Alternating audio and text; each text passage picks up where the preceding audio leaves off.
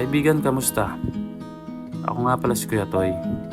Para sa akin, okay lang mangyari yung hindi mo gustong mangyari. Ang hindi okay ay yung kaya mo namang gawin pero hindi mo sinubukan.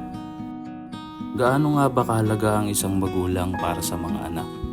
Masakit isipin na kadalasan sa mga kabataan ngayon ay hindi na gumagalang sa kanilang mga magulang. Hindi na nila naiisip na kung hindi dahil sa kanila, wala ako. Hindi na nila naisip ang hirap na pinagdaanan ng ating mga magulang para lang tayo palakihin ng may magandang kinabukasan. Kaya ngayon, habang kapiling pa ninyo ang inyong mga magulang, ipadama ninyo sa kanila ang inyong pagmamahal.